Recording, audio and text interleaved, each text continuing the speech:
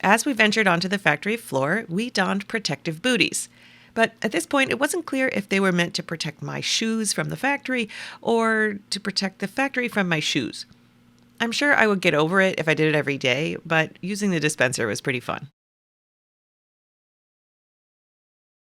First, the copper-plated fiberglass material is cut to size to fit the rest of the machinery. The corners can be quite sharp, so another machine rounds the corners of these smaller panels so they are safer to handle throughout the rest of the process. Next up, we entered the drilling room, where I promptly tripped the safety sensor exactly as Elaine was trying to explain how not to trip the safety sensor. These gigantic machines drill holes in the circuit boards while they're sandwiched in between two layers of sheet metal. I learned that they put this metal they sandwich the metal over the PCB to prevent tear out when it's doing the drilling.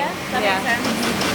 I think it's really interesting seeing how it changes drill bit, and it's like, it's quite mesmerizing, really.